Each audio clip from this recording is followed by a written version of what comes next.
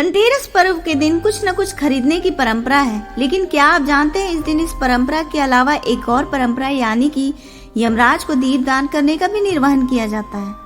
पुराणों के अनुसार धनतेरस के दिन ऐसा करने से अकाल मृत्यु का भय खत्म हो जाता है।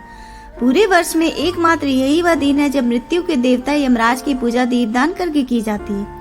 हालांकि कुछ लोग नरक चतुर्दशी यानी कि छोटी दीपावली के दिन भी दीपदान करते हैं। इस संदर्भ में दो कथाएं प्रचलित है। प्राचीन काल में एक हीम नामक राजा हुए। विवाह के कई वर्षों बाद इन्हें पुत्र की प्राप्ति हुई। ज्योतिषी ने जब राजकुमार की कुंडली देखी तो कहा कि विवाह के चौथे दिन राजकुमार की मृत्यु हो जाएगी। राजा रानी इस बात को सुनकर दुखी हो गए। समय बीतता गया और राजकुमार की शादी हो गई। विवाह का चौथा दिन भी आ गया। राजकुमार की मृत्यु होने के भय से सभी लोग सहमे हुए थे, लेकिन राजकुमार की पत्नी निश्चिंत होकर महालक्ष्मी की पूजा करने लगी, क्योंकि वह महालक्ष्मी की भक्त थी। शाम होने पर राजकुमार की पत्नी ने पूरे महल को दीपों से सजा दिया। इसके बाद महालक्ष्मी के भजन गाने लगी।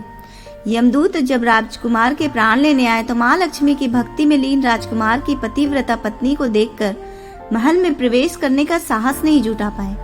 यमदूतों को लौट जाने पर यमराज स्वयं सर्प का रूप धारण करके महल में प्रवेश कर गए, ताकि राजकुमार को डसकर उसकी जीवन लीला समाप्त कर दी जाए।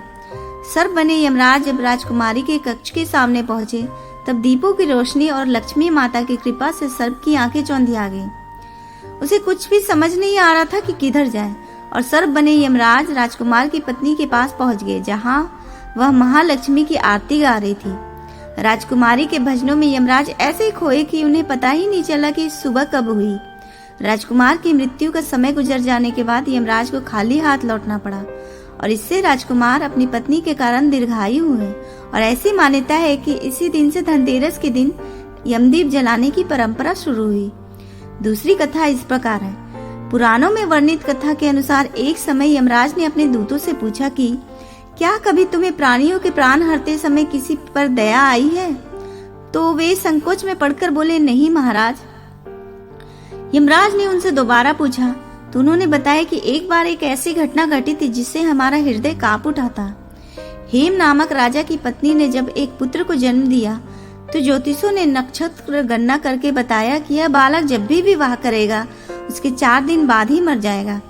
यह जानकर उस राजा ने बालक को यमुना तट की एक गुफा में ब्रह्मचारी के रूप में रखकर बड़ा किया। एक दिन जब महाराजा हंस की युवा बेटी यमुना तट पर घूम रही थी, तब वह ब्रह्मचारी युवक उस कन्या पर मोहित हो गया और उसने गंधर्व विवाह कर लिया।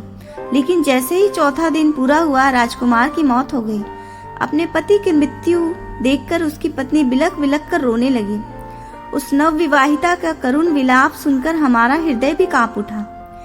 यमदूतों ने कहा कि उस राजकुमार के प्राण हरते समय हमारे आंसू नहीं रुक रहे थे। तभी एक यमदूत ने पूछा, क्या अकाल मृत्यु से बचने का कोई उपाय नहीं है? इस पर यमराज बोले, एक उपाय है। अकाल मृत्यु से छुटकारा पाने के लिए व्यक्ति को धनतेरस के दिन पूजन और दीपदान विधि पूर्वक करना चाहिए।